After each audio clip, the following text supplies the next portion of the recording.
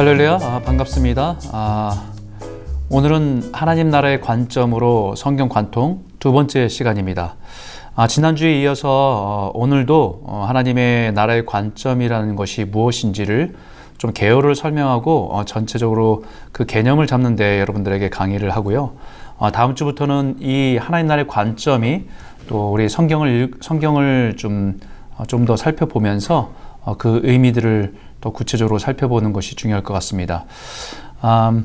여러분들이 이 성경 관통의 성경 공부를 하면서 여러분들이 또 함께 하시면 좋을 게 뭐냐면 성경을 한번 꼭 읽어보면 좋겠다. 일독을 하면서 좋겠다. 그래서 아마 다음 주부터 전체 성경을 쭉 살펴볼 겁니다. 그래서 하나하나의 본문을 말씀들을 다 읽어보고 묵상하는 건 아니지만 우리가 나무를 보고 또 숲을 본다는 의미에서 창세기가 갖고 있는 전체적인 그림이 뭔가, 오늘 전체 성경 하나님의 나라의 관점에서 창세기를 볼 때 창세기는 무엇을 얘기하려고 한 것인가 라는 것들에 대해서 좀 집중적으로, 또 출애굽기도 마찬가지고요.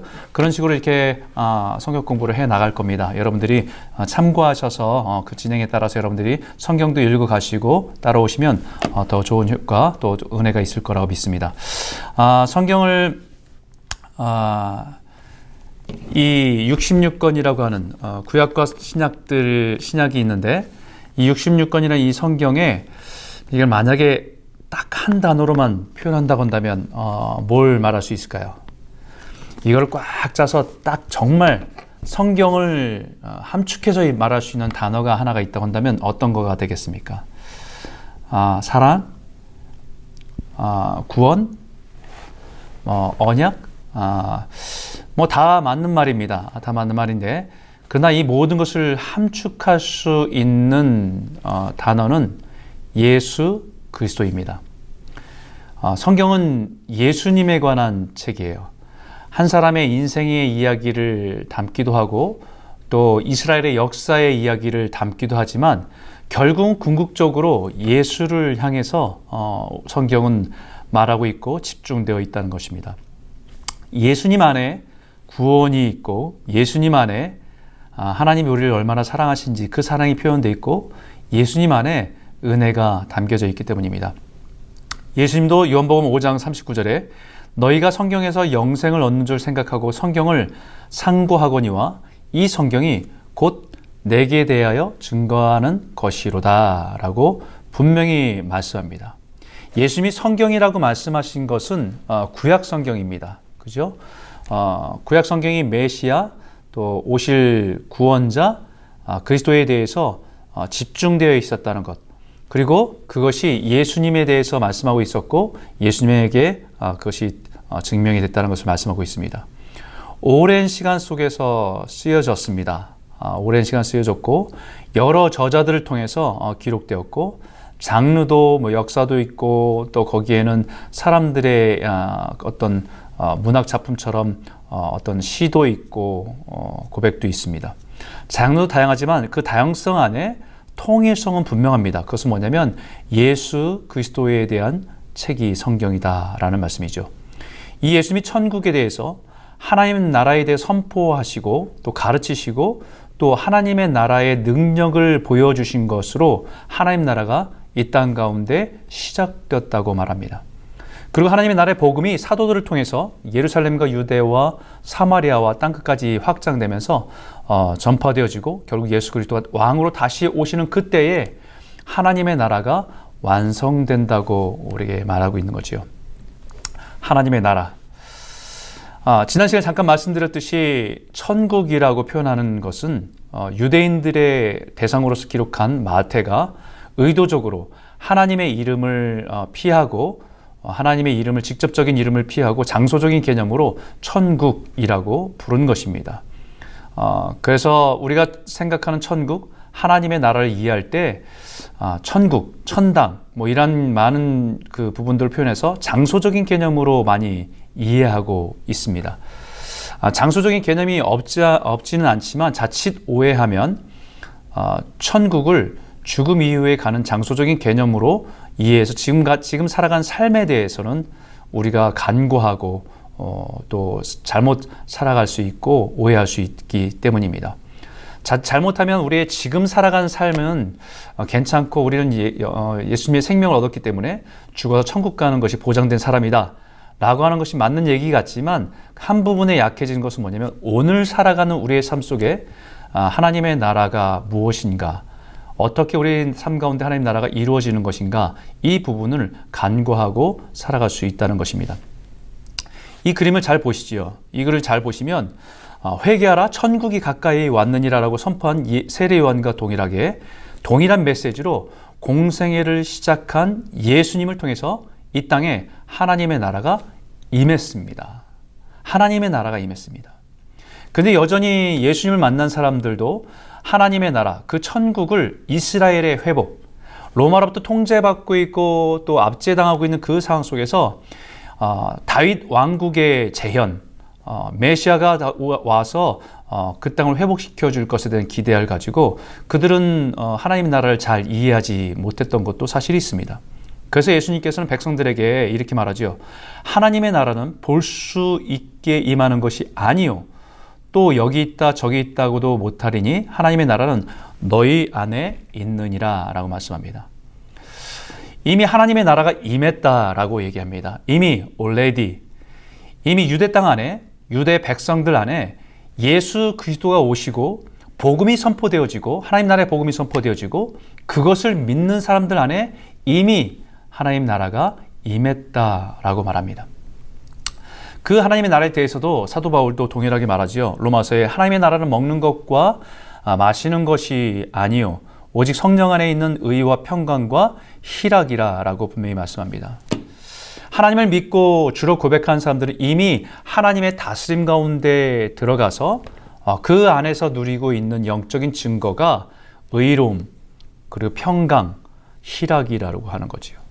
의로움은 우리가 우리의 죄성을 가지고 있는 우리의 모습에서 우리 스스로가 의롭다고 할 수는 없지만 죄성을 가지고 있음에도 불구하고 우리를 의롭다고 말씀하신 예수의 생명을 통해서 의로움을 가진 자로 살아간다는 것이죠. 영적인 안정감입니다. 평강은 이미 하나님의 평강을, 하나님 다스림 가운데 살아가는 사람이 누릴 수 있는, 세상이 줄 수 없는 평강. 세상은 여전히 불안하고 두려운 가운데 있지만 하나님이 우리를 품어주시는 그 평강을 누릴 수 있는 은혜를 누린 사람들이 하나님 백성이다. 그리고 그 평화를 맛보며 살아가는 것이고, 희락은 이 땅의 것들로 인한 것이 아니라 하늘의 소망으로 넘치는 기쁨이 우리 안에 누려지는 존재다라고 하는 것이 이미 우리 안에 하나님이 임했다라고 하는 증거라는 겁니다.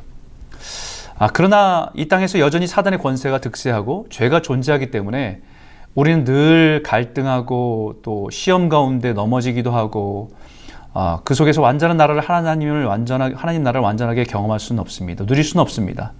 결국 예수님이 약속하신 대로 주님이 다시 왕으로 이 땅에 오시는 날에 죄와 권세와 사단을 멸하고 새 하늘과 새 땅이 창조될 때, 그때 비로소 완성되는 나라, 그 나라가 하나님의 나라다, 이렇게 말씀합니다. 자, 그 하나님의 나라는 창세기부터 계시록에 이르기까지 가장 중요한, 우리가 성경을 읽는데, 성경을 이해하는데 가장 중요한 관점입니다. 우리가 성경을 통해서 한 사람의 인생의 이야기를 듣기도 하고 그 인생의 이야기 속에서 우리 자신을 보면서 은혜도 누리기도 하지만, 그러나 그 하나님의 나라를 우리가 보아야 되고 그것을 우리가 놓치지 말아야 될 중요한 관점이라는 것이죠. 구약과 신약을 가장 중심을 꿰뚫고 있는 하나님의 관점을 우리가 놓쳐서는 안 됩니다. 그래서 오늘 저와 여러분이 이 관점을 가지고 저와 함께 성경 전체를, 구약과 신약을 전체를 한번 쭉 살펴보길 원합니다. 이 그림을 보시죠. 하나님 나라의 관점을 이해하기 위해서 세상의 나라라고 하는 개념을 잘 이해하시면서 적용하시면 좋겠습니다. 국가의 3요소는 국민, 영토, 주권, 이 세 가지가 있습니다. 그러니까 예를 들면 대한민국이다라고 하는 국가가 있다고 한다면, 국가가 있으면 그러면 국민이 있어야 되겠죠. 대한민국 국민이 있어야 됩니다. 국민이 없는데 나라가 존재할 수 없지요. 또 그 나라가 소유하고 있는 영토가 있어야 합니다. 그리고 그 나라의 백성의 그 나라의 백성이라는 그 다스림 가운데 있는 주권이 분명히 있어야 된다는 것이죠. 여기서 가장 중요한 국가의 삶에서 중에 가장 중요한 것은 주권입니다. 다스림과 통치. 영토는 빼앗길 수 있습니다. 국민들은 노예처럼 지배 아래서 살아갈 수 있지만 국민 스스로가 나는 자신의 국가 백성임을 잊지 않고 포기하지 않는다고 한다면 언젠가는 회복 가능합니다. 반대로 영토도 있고 국민들도 있는데 그 국민이 자신의 나라의 주권을 포기하면 그 국가는 존속될 수 없습니다. 그런 의미에서 하나님의 나라를 정의한다고 한다면 지난주에도 말씀드렸지만 하나님의 선택한 백성이 하나님이 주신 땅에서 하나님의 주권을 지키며 살아가는 나라. 다시 말하면 하나님의 통치에 순종하며 살아가는 하나님의 나라. 그것이 하나님의 나라라고 정의할 수 있을 것 같습니다. 우리가 살아가는 세상에서는 국적을 부여하고 법에 적용을 하는 원칙이 있습니다. 두 가지인데 하나는 속지주의고 하나는 속인주의입니다.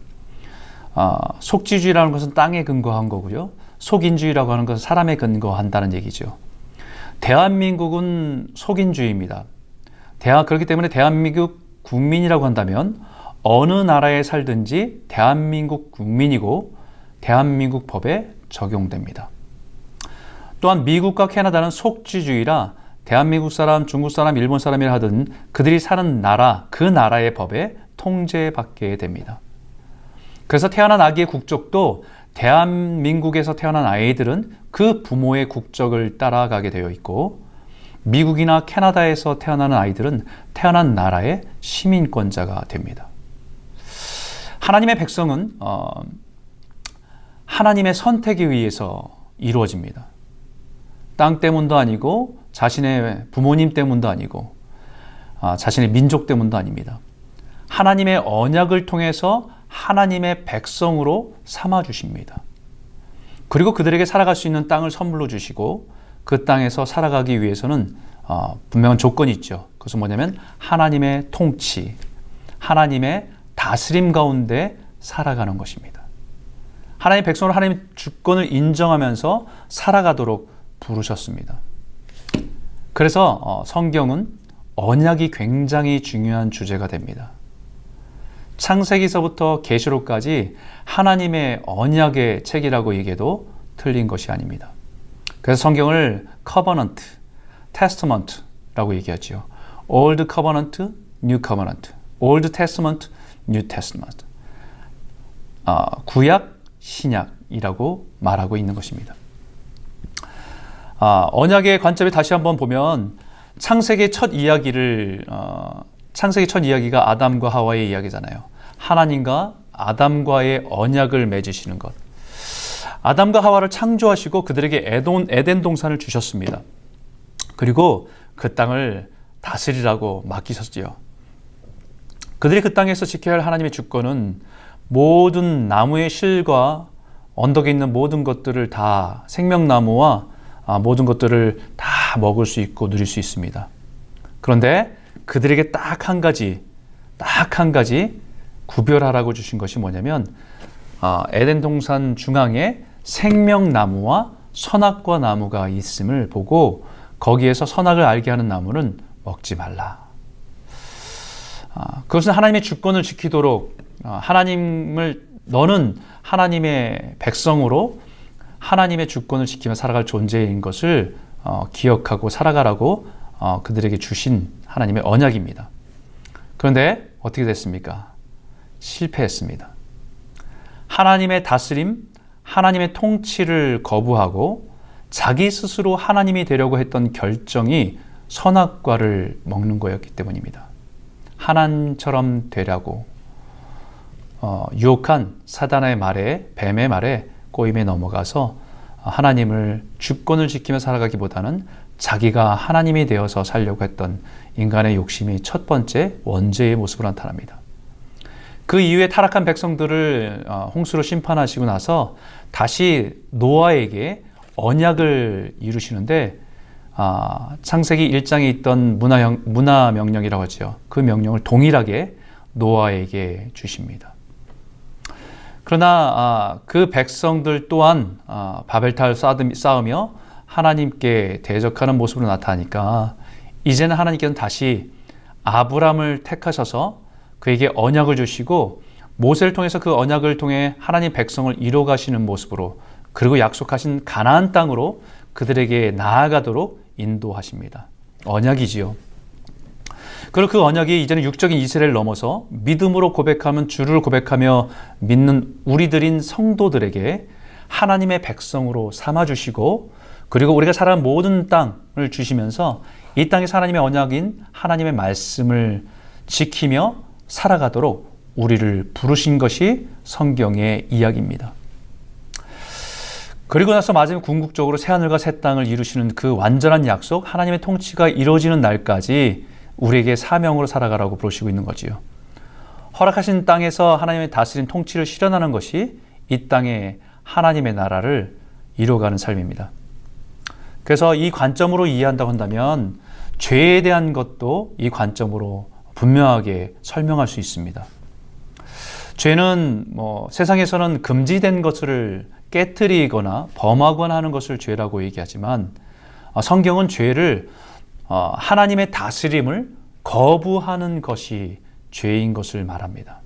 그래서 로마서에는 죄로 불의한 자가 하나님을 알지만 자기의 욕심대로 자기가 왕이 되어서 마음대로 살아가려는 사람들에서 이야기서부터 자기 의에 빠진 종교인들, 심지어는 하나님의 말씀을 받은 유대인들까지도 다 죄인의 카테고리 안에 있음을 얘기하고, 그래서 우리가 하나님의 다스림을 거부하고 그것을 하나님께 순종하지 않는 삶 자체가 죄임을 분명히 말하고 있다는 것입니다. 다시 성경 흐름을 좀 크게 살펴보면 성경은 하나님의 언약의 책입니다. 자격이 없는 사람을 은혜로 부르셔서 하나님의 백성 삼아주시고 그들에게 땅을 주시고 그 땅에서 하나님의 주권과 다스림 가운데 살아가도록 부르셨는데, 성경의 이야기들은 계속해서 사람들은 언약을 깨트리고 실패하고, 또 하나님이 그 실패한 백성들을 또 찾아가셔서 다시 기회 주시고 언약을 맺으시고 다시 회복하려고 하는 것이 하나님의 역사가 계속해서 반복되는 것을 보게 됩니다. 에덴 동산 하나님이 창조하시고 나서 에덴 동산에 주셨던 그 땅에서 그 아담과 하와는 하나님의 언약을 깨트리죠. 그러나 노아와 또 아브라함을 통해서 아브라함과 이삭과 야곱을 통해 이스라엘 백성들, 하나님의 백성을 언약의 백성으로 만들어 가시고 그들을 통해서 다시 가나안 땅이라고 하는 땅을 주시면서 하나님의 영광을 드러내도록, 하나님의 백성인 것을 나타내도록, 그것이 복인 것을 그들에게 명하면서 그들이 살아가라고 하셨지만 또한 그들이 또 하나의 배에 범죄해서 그 언약을 깨트리게 됩니다. 신명기 28장 15절 16절에 이렇게 말합니다. 내가 만일 내 하나님 여호와의 말씀을 순종하지 아니하며 내가 오늘 내게 명령하는 그의 모든 명령과 규례를 지켜 행하지 아니하면 이 모든 저주가 내게 임하며 내게 이를 것이니 내가 성읍에서도 저주를 받으며 들에서도 저주를 받을 것이요 라고 말합니다. 가나안 땅을, 약속의 땅을 주셨습니다. 그리고 그 땅에 들어가게 되면 이제 하나님의 말씀, 그 계명을 지키고 순종하는 것이, 그것이 복을 누리는 것이다 라고, 그 땅을 다 누리고 하나님의 복을 누리게 될 것이라고 말씀하고 있지만, 그러나 반대로 그것을 따르지 않고 순종하지 않고 한다고 한다면 결국은 그 땅은 저주가 되어서 복이 아니라 독이 되어 돌아온다는 것을 말하죠. 결국 이스라엘 백성들은 그 언약을 깨트립니다. 가나안 땅에 들어가서 하나님보다 그 땅에 있는 우상을 섬기고 자신의 마음대로, 자신의 욕심대로 살아가려는 죄를 범하게 될 때 결국 그 언약 또한 깨어지게 되는 것이죠. 예레미야 선지자뿐만 아니라 많은 선지자들이 그것을 지적하면서 죄를 지적하고 하나님의 언약을 깨트린 백성들의 회개를 요청을 했습니다. 그리고 나서 그 깨어진 언약이 다시 하나님 회복시키려고 하는 하나님의 계획은 새 언약을 줘서 이들에게, 너희들에게 그 약속을, 언약을 이루시겠다고 하는 소망을 주는 것이 예레미야의 말씀의 중심된 내용입니다. 예레미야 31장 32절에 이 언약은 내가 그들의 조상들의 손을 잡고 애굽 땅에서 인도하여 내던 날에 맺은 것과 같지 아니할 것은 내가 그들의 남편이 되었어도 그들의 내 언약을 깨뜨렸음이라 여호와의 말씀이니라. 그리고 새 언약을 말씀하는데 그 새 언약이 결국은 예수 그리스도를 통해서 이루어 주신 것을 나타내고 있는 것이죠. 예수 그리스도를 통해서 그 소망하게 했던 그 새 언약이 예수를 통해서 성취되어졌고 예수 안에서 주어진 새 언약을 믿는 사람들에게 언약의 백성 삼아주시고 그들에게 복을 주신다는 약속의 말씀이 이제 예수를 통해서 신약시대가 열리게 된 것을 말하고 있는 것입니다. 그 새 언약으로 하나님 백성 된 사람들은 또 우리가 살아가는 영역 속에서 하나님을 증거하고 또 하나님의 다스림 가운데 주권을 인정하고 살아가는 삶 속에서 하나님을 드러내게 하는 삶으로 살아가는 것이 교회요, 성도요, 그것이 선교입니다. 그리고 그 주님이 우리에게 주신 언약은 하나님의 완전한 통치와 다스림이 회복이 주님을 통해서 이루어지고 있음을 믿고 살아가는 것이 신앙인 것을 우리에게 말씀하고 있습니다. 그러면 하나님의 나라의 세 가지 요소, 세 가지를 조금 더 전체 성경을 쭉 훑어가면서 좀 다시 한번 살펴보기를 원합니다.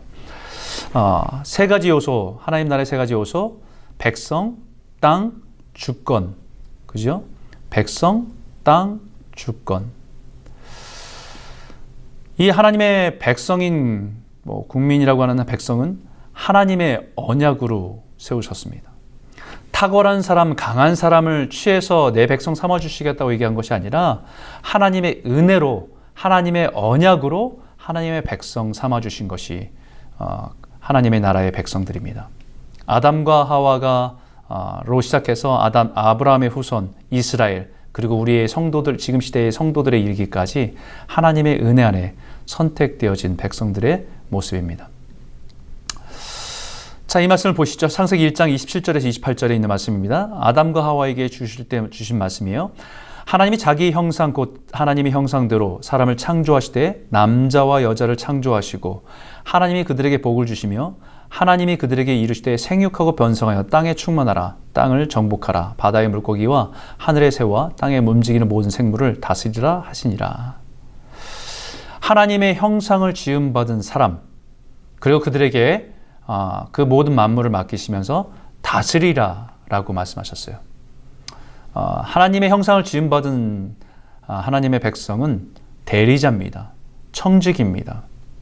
하나님으로부터 권위를, 우리가 능력은 없지만 하나님이 주신 권위를 가지고 이 땅에서 모든 만물들 가운데 하나님의 아름다운 영광을 드러낼 수 있도록 관리하라고 주신 것이 이것의 사명입니다. 땅을 정복하는 말의 의미를 오해하면 네 마음대로 파괴하고 네 소유, 네 욕심대로 살아가는 얘기가 아니라 하나님의 대리자니까 우리의 모습에서 하나님의 형상이 드러나도록, 하나님의 긍휼과 하나님의 자비가 드러나도록, 원래 하나님 창조하셨을 때 보시기 좋았다는 그 모습을 지키고 보존해서 모든 만물들이 하나님의 영광을 드러내도록 지키고 보호해주고 관리해주는 역할, 그것이 사람에게 주신 역할입니다. 그런 의미에서 생각해보면 선교도 잃어버린 하나님의 성품, 우리 안에 깨어진 성품들을 예수 안에서 회복하는 것, 거룩이 무엇인지, 사랑이 무엇인지, 용서가 무엇인지 내가 알고 있고 내가 익숙한 것이 아니라 예수님을 바라보면서 내가 회복해야 될 것이 무엇인지를 깨닫고 은혜 가운데 변화되는 것이, 그것이 우리의 신앙생활을 한다면 동일하게 우리가 하나님의 다스림 가운데 사람들이 들어오고 그들 또한 하나님의 안에서의 하나님의 형상을 회복하도록 돕는 것이 선교다라는 것입니다. 아담과 하와의 범죄는 죄로 인해서 인류는 세상이 죄로 가득하게 되지요. 홍수로 심판하게 노아에게 다시 언약을 이루신 것이 창세기 9장 1절에 이 말씀이 반복됩니다. 다시 하나님의 백성을 시작하는 거지요. 그리고 다시 다스리라고 하고 다시 그들에게 관리하라고 맡겨주셨습니다. 그런데 그 백성 또한 시간이 흘러가면서 반역의 역사를 보입니다. 창세기 11장은 바벨탑 사건인데 그것은 하나님을 대적하는 백성들의 모습을 대표적으로 나타냅니다. 하나님을 대적하는 인류, 우리의 이름을 내고 하나님의 영광과 하나님의 형상을 드러낼 백성들이 하나님을 지워버리고 우리의 이름을 내고, 이것은 동일하게 아담과 하와가 자신이 하나님이 되려고 했던 그 유혹 가운데 넘어진 죄의 똑같은 모습으로 반복되는 것입니다. 그들에게 언어를 흩으시고 결국은 온 세상이 흩어져 버리게 됩니다. 그래서 이번에는 하나님께서는 다시 창세기 12장에 아브라함이라는 사람을 부릅니다. 그 사람이 자격이 있어서 의롭게 살아서 아니요, 너를 통해서 하나님의 백성을 이루시겠다라고 하는 하나님의 선택입니다. 그 백성이 세상이 복이 될 것이다라고.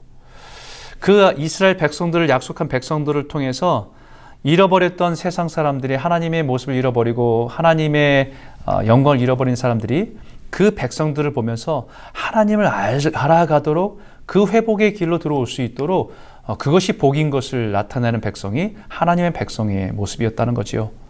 그래서 아브라함과 이삭과 야곱을 통해서 하나님의 백성이 어떻게 이루어가지고 어떻게 세워져 가는지를 보여주는 것이 그것이 창세기의 이야기입니다.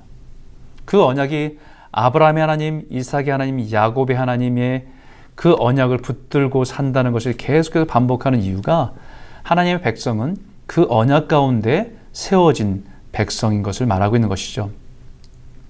요셉은 족장은 아닙니다.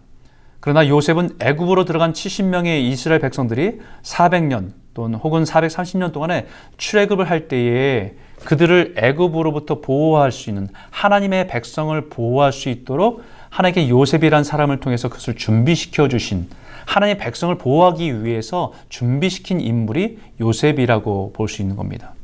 그래서 신실하신 하나님께서 그 약속대로 60만이 넘는 사람들로 거의 200만이 넘는 사람들로 그들을 회복시켜서 다시 가나안 땅으로 나아가게 하는 것입니다. 출애굽할 때에도 분명하게 말씀을 하나님 뜻을 분명히 말하지요. 창세기 12장 2절에 아브라함이 주셨던 말씀입니다.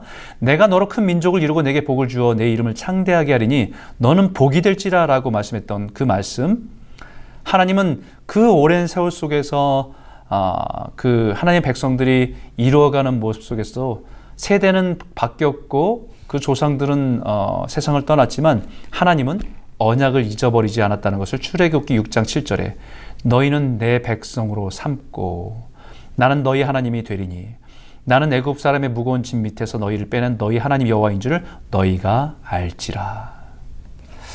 하나님은 언약을 잊어버리지 않았습니다. 하나님은 우리와 언약을 맺으신 것을 우리는 잊어버리지만 하나님은 잊어버리지 않으셨습니다. 그리고 그 언약을 이루시는 사건이 출애굽을 통해서 그 백성들을 가나안 땅으로 인도하시는 이야기입니다. 여기서 출애굽에서 가나안에 이르기까지 이스라엘 백성에게는 이스라엘 백성들에게 하나님은 그 민족의 혈통에 매여 있지 않았습니다. 이방인들을 향해서도 열려 있었습니다. 출애굽을 할 때 그 홍해를 건너고 그 애굽을 나온 사람들의 모습 속에서 유대 민족의 혈통만 있는 것이 아니라 수단 잡족이라고 표현이 좀 거칠죠. 섞인 무리, 히브리 사람들이 아니라 이스라엘 공동체 안에 들어와서 하나님의 백성 안에 그 은혜를 누리는 사람들이 함께 있었다는 것을 말하고 있는 것입니다. 아브라함에게도 언약했던 모든 말씀이 땅의 모든 족속이 너를 인하여 복을 얻을 것이라 라고 합니다. 땅의 모든 족속입니다. 이것을 잘못 이해해서 유대인들은 자신들이 선택되었다, 유대 민족만이 구별되었다라고 말하고 있는데 그것은 오류입니다.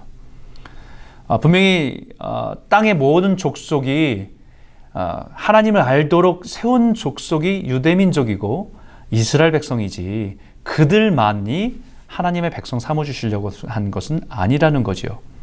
요한복음 3장 16절에도 하나님이 세상을 이처럼 사랑하사라고 분명히 말합니다. 세상을 이처럼 사랑하사.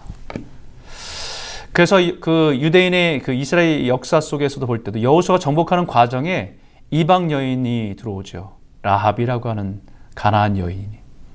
사사시대 때도 이방 여인인 룻과 같은 이방 여인이 들어옵니다. 그리고 그 여인이 결국은 다윗의 할머니 또 예수님의 조상으로 들어오게 되지요. 그러니까 민족적인 혈통적으로 어떤 배타성을 갖게 되는 것은 하나님의 나라의 백성에 갖고 있는 특징이 아닙니다. 성경은 곳곳에 열방을 향한 하나님의 마음을 표현합니다. 니느웨로 가라. 아수르를 향한 하나님의 마음이 무엇인지, 그리고 애굽을 향한 하나님의 마음이 무엇인지, 좌우를 분별하지 못하는 백성이 있는데 너라고 하면 어떻게 하겠냐라고 말씀하시면서 그 민족들에 대해서 하나님은 여전히 그들이 돌아오기를 원하고 하나님 백성으로 삼아주시기를 원하는 그 마음들이 곳곳에 보여집니다.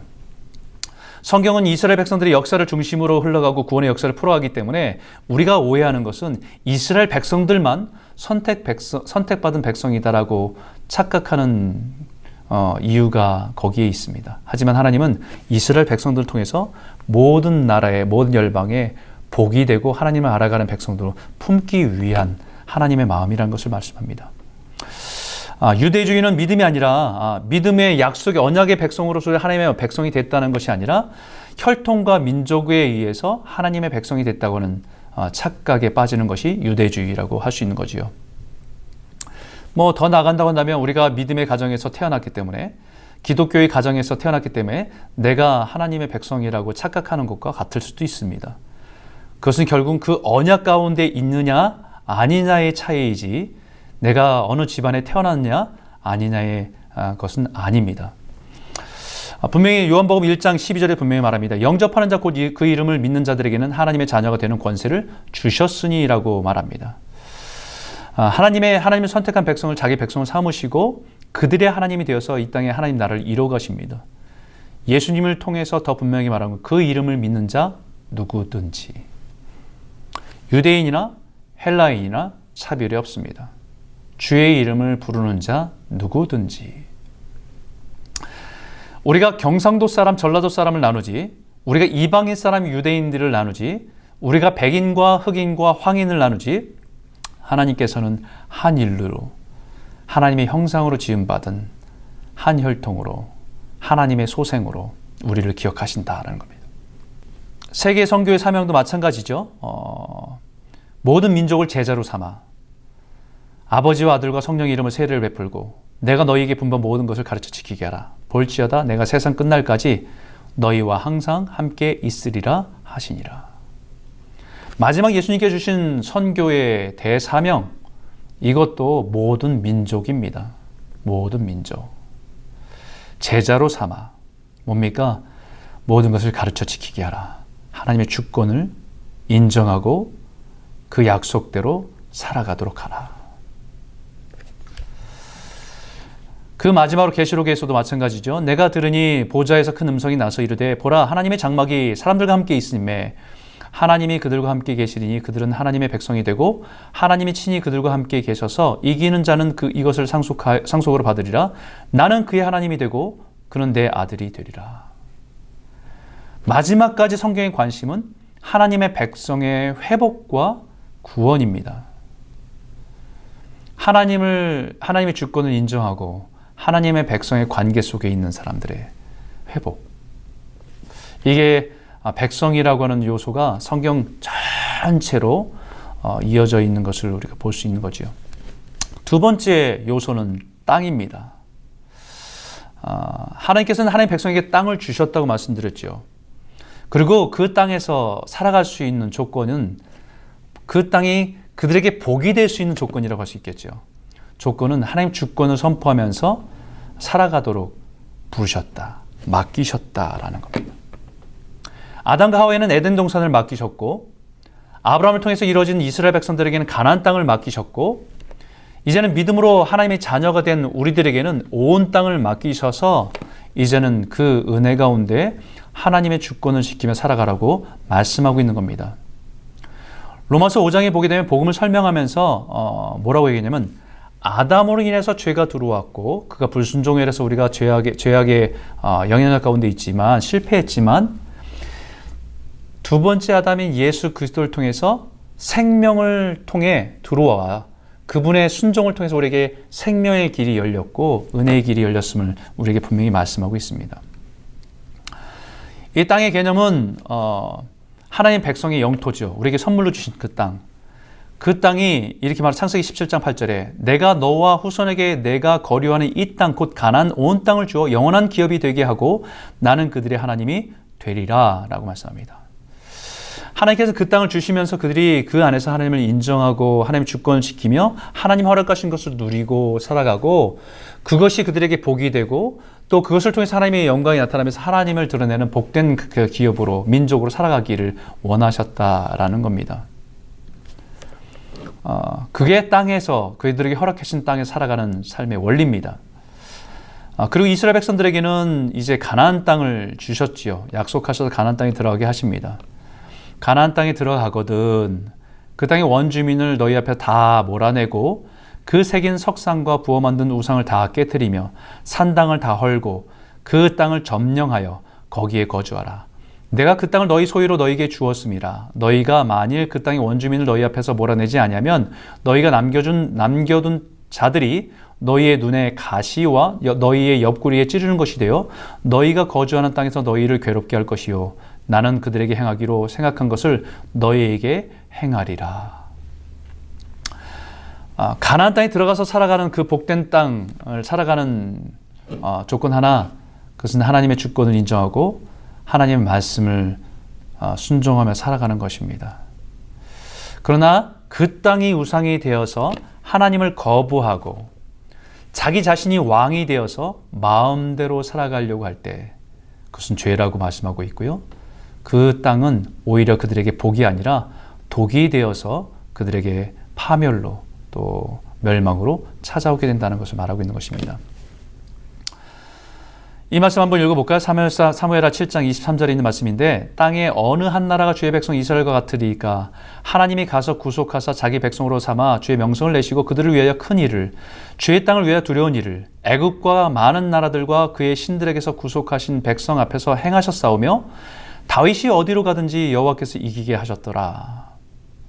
땅에 어느 나라가 주의 땅을 위해서 그 강에서부터 블레셋 땅에 이르기까지 애굽 땅에 미치기까지 그런 은혜를 가지고 살아간 나라가 있습니까? 자기 백성, 하나님의 존재와 영광을 드러낼 수 있는 백성이 하나님의 백성이다.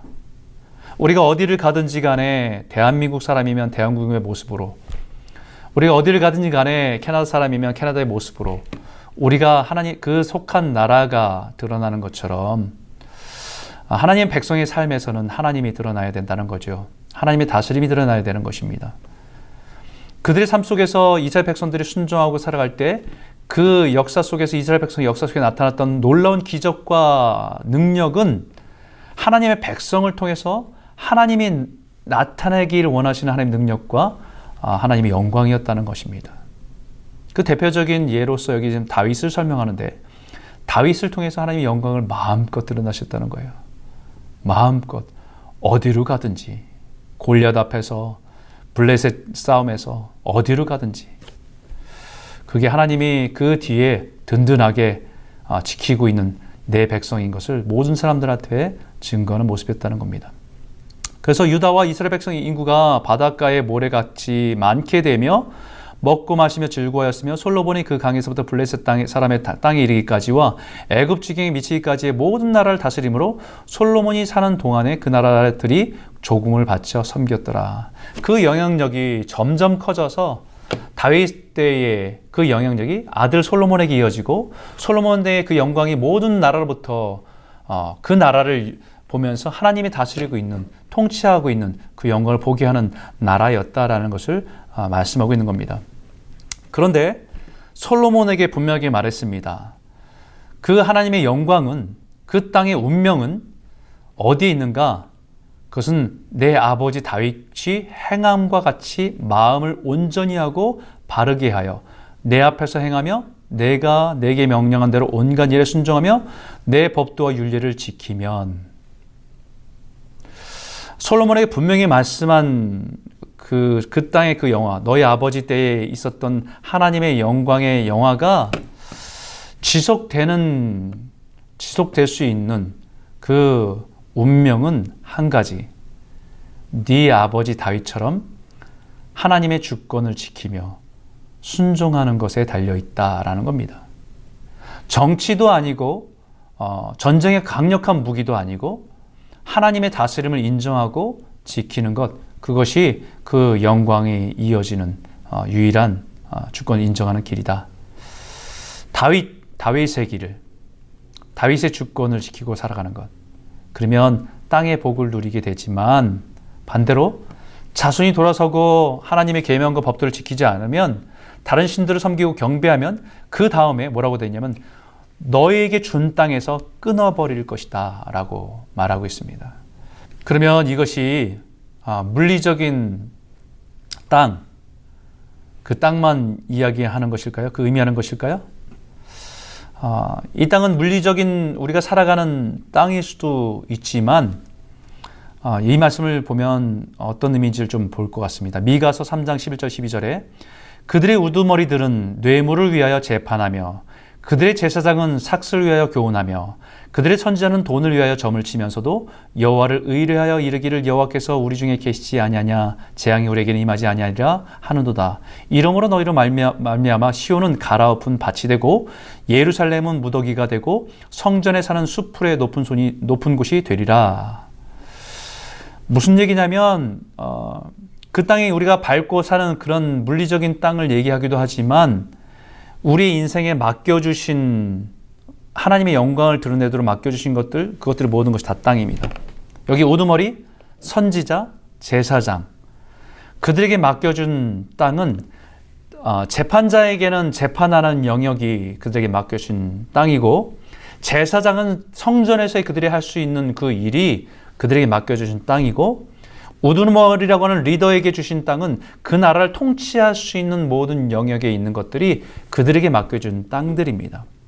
그 땅에서 자기가 맡겨진 그 땅에서 하나님의 다스림이 실현되도록 우리 각자에게 그 권위를 나누어 주신 것이다라는 거예요. 그것이 authority입니다.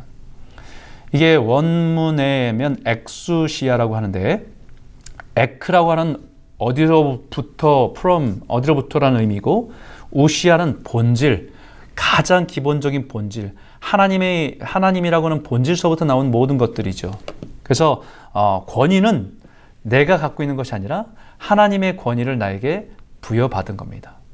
목회자는 교회를 섬기도록 주신 권위를 갖고 있는 거고 아버지는 가정을 섬길 수 있는 권위를 받은 거고 대통령이면 한 나라를 섬길 수 있는 권위를 받은 것입니다. 그 권위에서 하나님의 영광이 드러나고 하나님의 다스림이 드러날 수 있도록 우리를 그 자리에 세우신 것인데 그 권위가 들어지지 않고 내 욕심을 챙기고 내 마음대로 한 것이라고 한다면 그것이 고통을 당하게 되고 그 권위 또한 변질되고 망하게 된다는 것을 말씀하고 있는 것입니다. 여기에 있는 우두머리 선지자 제사장도 뇌물과 삭과 돈 때문에 다시 말하면 그들에게는 하나님의 영광과 하나님의 주권을 지킨 것이 아니라 물질 때문에 그 영광을 버렸다라는 것입니다. 그것이 결국은 예루살렘에 망함이 왔고 쇠퇴가 왔고 그들에게 허락하신 시온과 예루살렘 성전은 파괴되어지고 빼앗기게 되는 결과를 가져오게 됐다는 것을 선지자가 말하고 있는 겁니다. 이스라엘의 멸망이 그래서 온 거지요. 땅도 빼앗기고 모든 것을 파괴되어지고 쫓겨나게 되는 겁니다.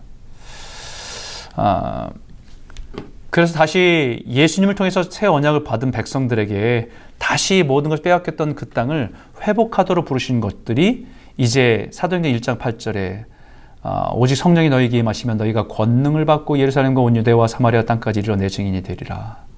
하나님의 다스림, 하나님의 통치가 일어나는 이것이 익스팬드되는 확장을 이야기하고 있는 것입니다.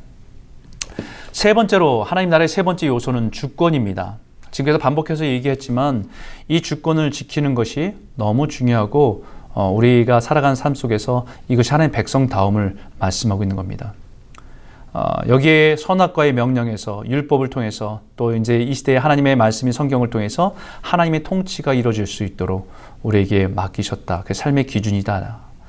그 두 가지의 중심 핵심은 하나님을 사랑하고 하나님의 형상으로 지음받은 이웃을 사랑하는 데 있습니다. 아담에게 허락하신 에덴 동산의 그 땅을 경작하고 지키고 다스리도록 하셨지요. 여호와 하나님이 그 땅을 이끌어 에덴 동산에 두어 그것을 경작하며 지키게 하시고 여호와의 하나님이 그 사람에게 명하여 이르되 동산 각종 나무의 열매는 내가 임의로 먹되 선악과 알게 하는 나무를 열매는 먹지 말라. 내가 먹는 날은 반드시 죽으리라 하시니라. 에덴 동산의 모든 것을 다 누리도록 하셨습니다. 우리에게 베푸신 은혜와 모든 것들이 너무 많지요. 딱 동산 중간에 딱 두 개가 있습니다. 상징적으로. 하나는 생명입니다. 생명나무의 열매를 맺으면 영원한 생명을 누릴 수 있도록 허락하셨어요. 근데 그 옆에 뭐가 있냐면 선악을 알게 하는 나무입니다. 하나님은 다른 거 다 누리라고 하셨습니다. 생명나무도 누리라고 하셨어요. 그런데 그 옆에 있는 선악을 알게 하는 나무는 먹지 말라. 이것은 하나님과 우리와의 관계 속에서 하나님 하나님 되심을 알고 우리는 하나님 백성인 것을 아는 경계입니다. 그 주권을 인정하지 않고 내가 하나님 되려고 선택한 것이 선악과를 먹는 것이었기 때문에 주권을 인정하지 않는 거지요. 이젠 출애굽기를 통해서 이스라엘 백성들에게는 이제 새로운 언약을 주시지요. 율법을 주십니다. 그 하나님 주권을 인정하고 살아갈 때 그 땅은 복을 받고 그 땅은 백성들의 복이 된다고 말씀하는 겁니다. 세계가 다 내게 속하였나니 너희가 내 말을 잘 듣고 내 언약을 지키면 하나님 주권을 지키고 살아가면 너희는 모든 민족 중에서 내 소유가 되고 너희가 내게 대하여 제사장 나라가 되며 거룩한 백성이 되리라. 너는 이 말을 이스라엘 자손에게 전할지니라. 하나님의 주권의 핵심은 시간과 물질의 주권을 인정하는 것입니다. 하나님의 주권을 인정하는 건 내 육체의 욕심을 따라 살지 않고 하나님의 다스림과 인도하심을 의지해서 살아가는 것입니다. 안식일의 개념도 마찬가지죠. 안식일의 개념은 제일 중요한 것은 뭐냐면 내 인생의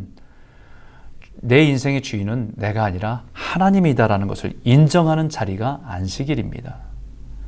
열심히 사는 것도 중요하지만 살아가는 목적에 하나님의 영광을 잊지 않고 내 욕심대로 칠 수 있는 것에 잠시 멈춤, 내가 하나님 앞에 잠시 멈춰서 내가 누구인지 그 은혜를 누리고 살아가도록 부른 자리가 안식일입니다.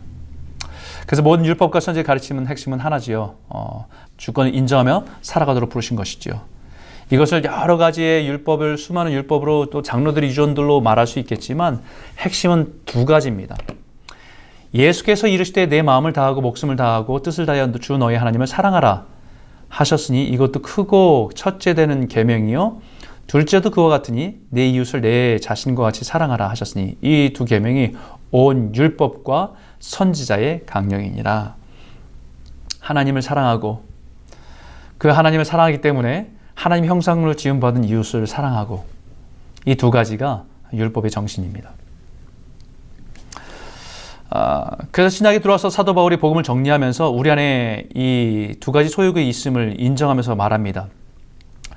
내가 이르노니 너희는 성령을 따라 행하라. 그리하면 육체의 욕심을 이루지 아니하리라. 육체의 소욕은 성령을 거스르고 성령은 육체를 거스른다니 이 둘이 서로 대적함으로 너희가 원하는 것을 하지 못하게 하려 함이니라. 우리가 하나님의 백성으로 하나님을 사랑하고 그 계명을 지킬 때 이로써 우리가 하나님의 자녀를 사랑하는 줄 안다라고 말합니다. 하나님을 사랑하는 것은 이것이니 우리가 그의 계명을 지키는 것이라. 그리고 그 계명을 지키는 것이 무거운 것이 아니라고 우리에게 말씀하고 있습니다. 정리해 봅니다. 이 차트를 보시면 정리해 보면 좀 큰 성경을 큰 시야로 보게 되면 이 하나님 나라의 관점이 세 가지 요소, 국민, 영토, 주권이란 이 세 가지 세 요소가 성경 전체를 이어가고 있다는 것을 보게 될 겁니다.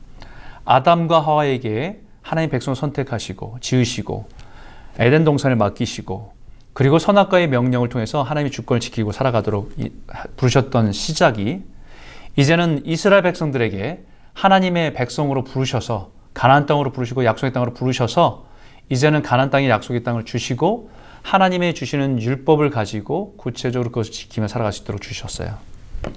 이스라엘 백성들은 실패했지요. 결국은 다시 새 언약인 예수 그리스도께서 다시 자신의 삶을 통해서 새 언약을 이룰 수 있도록 우리에게 구원의 길을 열어주시고 하나님 백성 될 수 있는 길을 열어주신 겁니다. 그래서 우리가 예수를 믿는 자에게 하나님은 은혜 가운데 성도로 삼아주시고 하나님의 자녀 삼아주시고 우리에게 이 온 세상을 맡기시면서 이 땅에서 하나님의 말씀대로 순종해 가는 걸 하나님의 영광이 나타나게 되도록 하나님의 살아계심을 나타내도록 우리를 부르셨다는 것이 성경의 신약의 내용입니다. 그리고 결국은 그것이 완성은 요한계시를 통해서 하나님의 백성이 하나님 회복시키는 하나님의 새하늘과 새 땅을 통해서 하나님의 완전한 통치 가운데 그 임재 가운데 그 은혜 가운데 완성되는 나라, 그것이 하나님 나라의 관점으로 성경을 이어가고 있습니다. 자, 그러면 이것은 계속해서 여러분과 반복하면서 말씀을 나누게 될 텐데 잘 보시면 너무 중요합니다. 이것이 오늘 배우는 내용 중에 제일 중요한 부분이에요. 성경 66권 구약과 신약을 구성한 것을 좀 살펴보면, 구성된 것을 살펴보면 첫 번째 모세의 오경이 있습니다. 그죠? 창세기, 출애굽기, 레위기, 민수기, 신명기, 모세의 오경이라고 하는 이 성경은 무엇을 말하는 거냐? 거기에 우리가 사람에게 아브라함에게 주목하기도 하고 요셉에게 주목하기도 해서 우리 삶을 돌아보게 해서 우리 삶을 경험케 하는 것도 있지만 좀 더 이렇게 크게 보면 성경은 무슨 얘기를 하고 싶은 거냐면 하나님의 나라가 어떻게 시작되는지를 보여주는 겁니다. 어떻게 하나님의 백성을 이루어 가셨는지, 아브라함을 통해서 하나님 주신 약속을 통해서 하나님 백성을 아브라함과 이삭과 야곱을 통해서 그의 자녀 12자녀를 통해서 하나님 이스라엘 백성들도 이루어 가시는 모습이 어떻게 이루어 가시는지, 하나님 얼마나 언약에 신실하신 분인지를 보여주는 것이 모세의 오경입니다. 그리고 그들에게 하나님의 약속한 가나안 땅으로 가게 하시고 그 땅까지 가게 하시는 모습이 무엇인지가 이제 모세의 오경에 나타나 있죠. 그리고 그 땅에 그 하나님의 주권을 지키며 살아가도록 모세의 율법을 시내산에서 그들에게 가르쳐 주시고 그들에게 명령하신 것까지가 모세의 오경의 주된 내용입니다. 그러니까 모세의 오경은 하나님 나라가 어떻게 시작됐는지를 보여주는 거예요. 그 다음에 역사선 12권으로 되어 있습니다. 바로 이어지는 것이 여호수아서, 사사기, 룻기, 사무엘상하, 열왕기상하, 역대상하, 그 다음에 뭐예요? 에스라, 느헤미야, 에스더. 자, 이것은 이스라엘 백성들이 역사라고 이해할 수 있습니다. 이스라엘 역사라고 이해할 수 있는데 여호수아를 통해서 가나안 땅을 정복해 가지요. 그러고 나서 그 가나안 땅을 다 정복하고 나서 땅을 다 분배합니다. 그래서 분배한 땅에서 이제 살아가는데 사사기에서는 이 분배한 땅 속에 살아가는 사람들이 하나님을 인정하지 않고 또 자기 주권대로 자기 마음대로 살다가 막 혼란을 겪는 것이 사사기의 어둠입니다. 그러나 사무엘의 순종을 통해서 다윗에게 기름 부어 왕을 세우시고 다윗을 통해서 다시 하나님 나라의 통치가 완전하게 이루어지는 아름다운 모습을 모델로 보여주는 것이 사무엘상하, 열왕기상하에 있어요. 열왕기상하, 역대상하에는 이제 다윗 이후에 왕들이 나라가 분리가 되고 여러 왕들이 태어나지만 이런 이 다스림이 있지만 결국은 거기서 보여주는 것은 하나님의 주권을 지키고 있느냐 아니냐의 모습으로 관점을 가지고 보고 있다는 겁니다. 그리고 결국은 두 나라가 멸망하고 포로기를 끌려간 백성들 안에서 이제 하나님의 연수가 차서 회복하는 사람들의 이야기가 에스라, 느헤미야. 그리고 포로기에 끌려갔던 백성들 안에 이 백성을 파멸시키려고 했던 사단의 음모에 하나님께서 그들의 백성을 지키시는 이야기가 에스더. 한 여인의 결단인 것처럼 보이지만 하나님 그 여인의 결단을 통해서 하나님 백성을 지키기 원한 하나님의 이야기가 에스더서의 포인트였다는 겁니다. 그래서 이 역사서 12권의 이야기는 무엇을 얘기하는 거냐면 하나님의 나라의 발전 과정입니다. 하나님 나라가 흥했다가 또 쇠퇴했다가 또 성장했다가 망하는 이야기가 왜 그런지, 그것은 하나님의 주권을 지키고 살아갔던 백성들이 이럴 땐 승하고 번성하지만 하나님의 주권을 인정하지 않고 죄악을 범할 땐 결국은 쇠퇴하기도 하고 망하게 되는 이야기가 역사서에 고스란히 담겨져 있는 겁니다. 시가서입니다. 시가서는 5권이죠. 욥기, 시편, 잠언, 전도서, 아가서입니다. 사실 욥기의 시대적 배경은 창세기입니다. 근데 창세기에 배치하지 않고 여기에 배치한 이유는 뭐냐면 이건 개인의 인생 속에서 하나님 백성으로 삼아준 사람의 삶 속에서 고난에 대한 의미를 설명해 주기 위한 의미로 여기에 같이 시편과 잠언과 전도서, 아가서에 함께 있는 거예요. 그래서 여기는 뭐냐면 하나님의 나라의 관점으로 이해한다면 백성들의 경험, 하나님 통치 가운데 살아가는 하나님의 백성들의 살아가는 경험과 지혜를 말하고 있어요. 그 다음에 구약의 마지막은 선지서 17권입니다. 대선지서, 소선지서를 나누지만 여기는 뭐냐면 동일한 메시지면 선지서의 동일한 메시지는 뭐냐면 하나님의 백성이 너희들은 실패했다. 하나님의 언약을 지키지 않고 너희 우상 숭배로 실패했다는 메시지가 첫 번째. 두 번째는 뭐냐면 끝나지 않고요.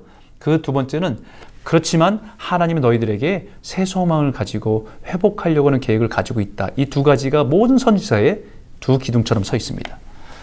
그래서 이 선지서의 내용은 뭐냐면요. 하나님 백성의 실패, 그리고 새 언약에 대한 소망이다. 이것이 구약이 하나님 나라의 관점에서의 성경에 그 성경은 그런 의미 속에서 쓰여졌구나라는 것을 이해할 수 있죠. 그러나서 그 소망이 새 소망이 예수 그리스도를 통해서 성취됩니다. 회개하라 천국이 가까이 왔느니라. 하나님이 이미 예수를 통해서 이 땅에 오셔서 성취되었음을 선포하고 있는 것이 복음서입니다. 마태복음, 마가복음, 누가복음, 요한복음에 하나님 나라 성취, 예수 그리스도의 통치가 이루어질 때 병든 사람이 나타나는 것이 하나님의 죄 가운데 있는 모든 죄악들이나 병든 것이나 이것이 떠나가 버리고 완전한 통치 가운데 회복이 일어나 치유가 일어나는 것을 보여주는 것, 그것이 예수님의 권능 속에 나타난 모습입니다. 하나님의 말씀 속에서 우리 가치관이 변하고 회개가 일어나는 것, 그것이 예수님을 통해서 나타난 하나님 나라의 성취가 일어나는 모습을 보여주고 있는 겁니다. 그 다음에 역사서 한 권입니다. 사도행전. 사도행전을 통해서 이제 하나님 나라가 사도를 통해서 어떻게 확장되어지는지, 하나님 다스림 가운데 이방을 우상을 섬기던 사람들이 예수를 믿고 돌아오는 교회들의 이야기가 결국은 하나님 나라의 확장의 이야기다라는 겁니다. 서신서, 여기는 21권이 쓰여져 있습니다. 바울 서신과 일반 서신으로 나눠지게 되는데, 여기는 하나님의 백성들, 그러니까 성도가 된, 교회의 성도가 되고 하나님 예수를 믿는 사람들이 공동체가 형성된 교회들의 이야기고 교회들에 대해서 쓰여진 편지이지만, 좀 이렇게 다시 살펴보면 하나님의 백성된 사람들의 신앙과 삶에 대한 이야기가 쓰여진 것이 서신서다. 그리고 마지막에 계시록, 요한계시록 하나죠. 결국 뭘 얘기합니까?